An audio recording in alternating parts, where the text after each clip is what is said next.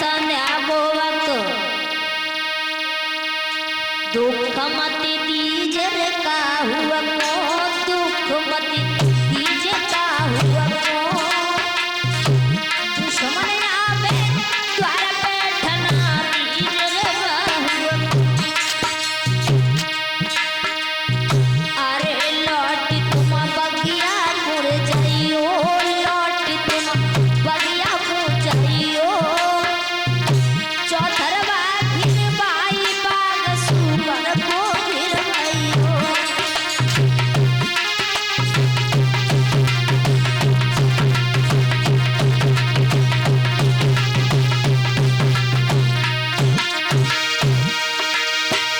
अरे लौट तुम बगिया मुड़ जाइयो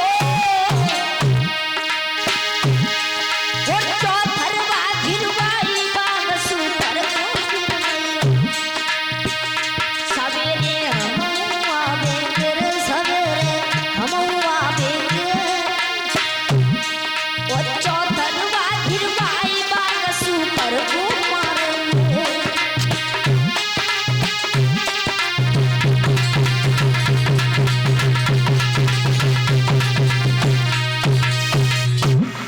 जैसे ही राजा हरिश्चंद्र ने कहा है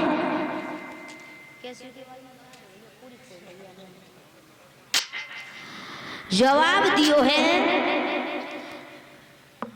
संध्या का वक्त है सुबह होते ही मैं आ जाऊंगा आप चले जाओ सोमाली वहां से चिल्लाता हुआ दर्द को सहन करता हुआ अगर अंगुलिया में थोड़ी चोट लग जाए तो बड़ा दर्द होता है लेकिन भैया उसके तो कहां एक जंघे को फाड़ दिया था माली वापस लौट आया है बगिया में और जैसी सुबह हुआ है राजा हरिश्चंद्र ने सेना को तैयार किया और कहा कि चलो हमारे साथ बगिया में आए हैं तो देखा है कि बगिया में शुकर को चारों तरफ से सबको लगवा दिया है और कहा है कि आप ऐसा करो किसी की तरफ हो के सूकर निकलना चाहे और यदि किसी की तरफ हो के सूकर निकल गया तो मैं उसे फांसी लगवा दूंगा भैया जैसे राजा हरिश्चंद्र ने कहा उन सेना में से उन मंत्रियों में से एक मजाकी टाइप का था महाराज हाँ दोबारा बताइए क्या हो जाइए मतलब आप सब चारों तरफ लग जाओ हाँ और सूकर किसी की तरफ होके निकल ना जाए अच्छा और यदि सूकर निकल भी गया तो मैं उसे फांसी लगवा दूंगा महाराज हाँ जय बात की बड़ी शंका है क्यों महाराज वैसे हमें आज छुट्टी दे दी बात थोड़ी कामों करे ज्यादा है और कल ले आए चाहिए क्या कहा मंत्री अरे हम तुम्हारे लिए बगिया में लाए तो क्यों लाए तुम्हें घर जाने के लिए लाए या सूकर मरवाने के लिए लाए महाराज ऐसा कर रहे तो हम पेड़ पर चढ़े जा तुम समझ रहे मारो बात में देख लेंगे हम तेरी अम्मा ने तो ही चालाकी सिखाई तू पेड़ पे चढ़ेगा महाराज का हुक्म का उल्लंघन कर रहा है महाराज बिल्कुल ना महाराज वैसे संग बने रहे महाराज वैसे अकेले अपन उनके जिनके जैसे क्या जैसे कि नहीं का देख लो है बिल्कुल सपा सर्री का ना है और महाराज मरवे से बड़ो डर लगत तो मत्ती बेरा कुछ हो तो थोड़ी ने चुनचुनी सिपत मर जा पर महाराज हम वैसे अकेले हैं लगे अब देखो भैया जे अपनी पत्नी के अकेले वैसे एक पत्नी के कितने हो सकता है वैसे 4-5 होता है मतलब पांडवा 5 आते हैं ना आते पांडव 5 आते लेकिन जब कलयुग में कहाँ 5 हैं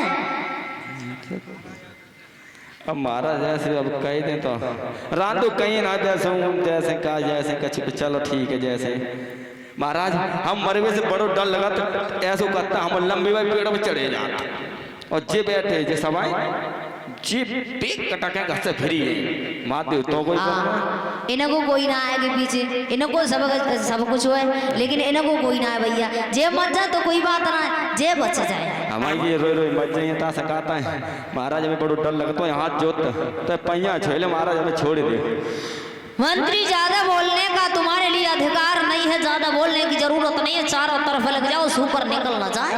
ठीक है महाराज। कब तुम्हारी यहाँ से लेकर के फिर क्या करें? अगर हमारी तरफ सूकर निकल गया तो मैं अपने राज्य को छोड़ दूंगा। तो हमें दे जाइए। भैया जैसी ये बात सुनी मंत्री कहने लगा इससे अच्छी कौन सी बात है। खुल गए बात तो फिर कहा खाओ विश्वविद्यालय के होटल का पट्टी। भैया जब इतनी बात सुनी है सूकर ने विचार किया क्यों दूसरे को फांसी लगवाऊं, अगर इसी की तरफ होके निकल जाऊंगा तो अच्छा रहेगा, ये विचार किया है। और सूकर ने हरिश्चंद्र को देखा, दोनों गदराओं के बीच में होके निकल गया है और आगे जाकर झाड़ियों में रूप को छुपा लियो है। छुपा करके ब्राह्मण का वेश बनाया और राजा हरिश्चंद्र की तरफ सामने आने लगे। हरिश्चंद्र विचार कर रहे थे, सोच रहे थे, वो ये विचार कर रहे थे कि सूकर मेरी तरफ होके निकल गया है, अब मुझे राज्य छोड़ना पड़ेगा। तो हरिश्चंद्र के दिमाग में बस वही रील घूम रही थी, अगर घर में कोई घटना आ जाए और इंसान कोई जिम्मेदारी पे ऊपर ले ले कि कल तक हम तुम्हें ये काम करके देंगे, अब काम न बन पाए तो महाराज कितना दुख होता है और चिंता दिन रात सताएगी, दिमाग में वही टेंशन रहेगी कि वो काम हमने नहीं कर पाया। ऐसी राजा हरिश्चंद्र के लिए टेंशन हो गई कि मेरी तरफ होके सूकर निकल गया, मुझे राज्य छोड़ना पड़ेगा। सोच रहे थे राजा हरिश्चंद्र, सोचते सोचते सामने आए, देखा ब्राह्मण जी सामने से आ रहे थे, दोनों हाथ जोड़ के प्रणाम किया। संत जी प्रणाम। संत जी आप क्या सामने से आ रहे थे? बोले हाँ तो रहे। तुम्हारा क्या नाम है? जवाब दिया मेरा नाम हरिश्चंद्र है।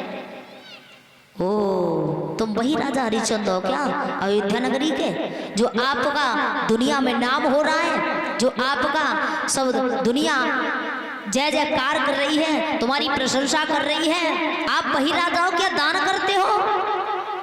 हरिश्चंद्र बोले तुम कहना क्या चाहते हो?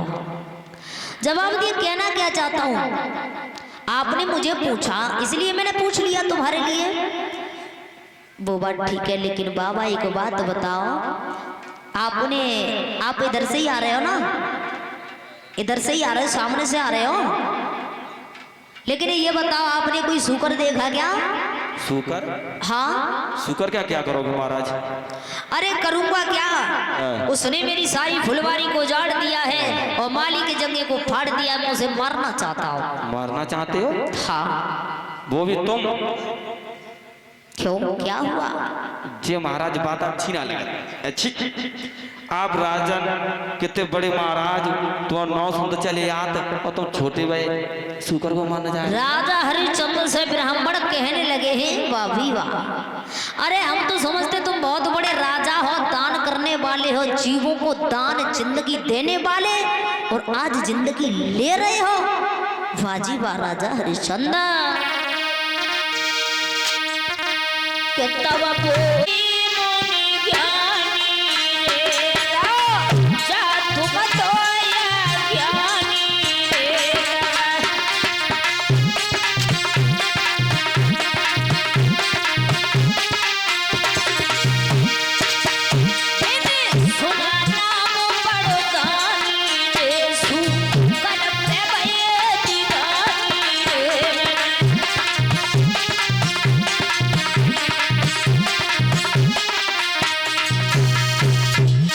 विश्वामित्र कहने लगे राजा हरिश्चंद्र तुम एक राजा होते हुए कहाँ जीव के लिए, मानव के लिए कहाँ तुम दान करने वाले, अब तक तुमने दान किया और अब तुम किसी की जान लेने पर तुले हो, ये शोभा नहीं देता तुम्हारे लिए।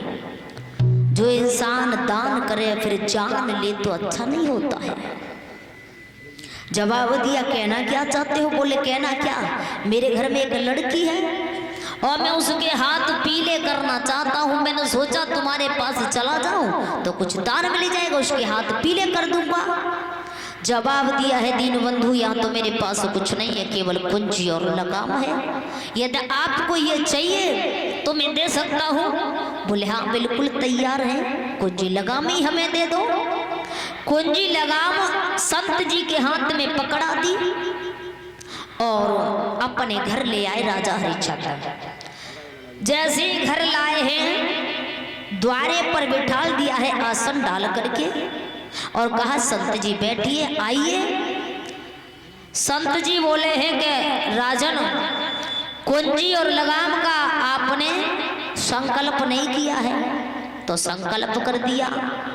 संकल्प किया है वैसी राजा हरिश्चंद्र से बोले कि संकल्प तो कर दिया, मेरी दक्षिणा और रह गई। कितनी? 60 भर सोना।